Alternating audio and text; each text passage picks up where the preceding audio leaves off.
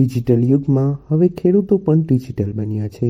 કપાસ, મગફળી સહિતના પરંપરાગત પાકને બદલે તેઓ હવે પાકનું મૂલ્યવર્ધક કરતા થયા છે. પરિણામે ખેતીમાં તો સમૃદ્ધિ આવી જ છે, સાથે સાથે તેમની આવક પણ વધી છે. આવા જ એક ખેડૂત કલ્યાણપુર પંથકમાં રહે છે, જેઓ મગફળીનું વાવેતર કરે છે. પરંતુ મગફળીનું વેચાણ કરવાને બદલે તેઓ શુદ્ધ સિંગ તેલ કાઢી વેચાણ કરે છે. પરિણામે આવકમાં વધારો થયો છે.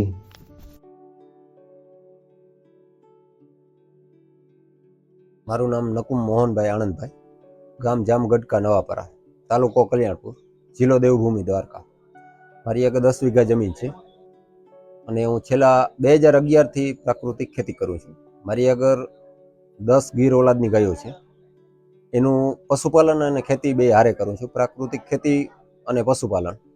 અને મારી મગફળીનું સિંગતેલ, જેટલી મગફળી થાય એનું સિંગતેલ તૈયાર કરી 15 કિલોના ડબ્બામાં ભરી અને એનું વેચાણ કરું છું. અને મારી જે ગીર ગાયો છે એનું દૂધનું ઘી બનાવી વલોણાનું અને એનું ઘીનું સીધું વેચાણ કરું છું. તેઓ ગાય આધારિત ખેતી કરે છે અને તેમને ત્યાં 10 જેવી ગીર ગાયોની ઓલાદ આવેલી છે. ત્યાંથી પણ દૂધ અને ઘીનું વેચાણ કરે છે. આમ ગાય આધારિત ખેતી કરી તેઓ પોતાની જાતે સમૃદ્ધિના દ્વાર ખોલી રહ્યા છે. કોઈ પણ એજન્ટને માલ આપવા કરતાં દેશી ગ્રાહકો શુદ્ધ સિંગ તેલ અને ઘી પહોંચાડવાનું કામ કરે છે. પરિણામે ગ્રાહકોને પણ શુદ્ધ વસ્તુ મળી રહે છે. અહીં એજન્ટને પણ કમિશન આપવું પડતું નથી. વર્ષે મારે મગફળીનું સીધું વેચાણ કરું છું અને શિયાળુ પાકમાં ઘઉં છે, ચણા છે, જીરા છે, એનું જાતે પ્રોસેસિંગ કરી ઘરે સફાઈ કરી અને સીધું પેકિંગ કરીને સીધું માર્કેટમાં ડાયરેક્ટ ગ્રાહકને જ વેચાણ કરું છું, વેપારીને કોઈ નથી આપતો. સિંગતેલના ડબ્બાના ભાવ 3950 રૂપિયા છે 15 કિલોના. ઘીના 1500 રૂપિયા 1 લીટરનો ભાવ.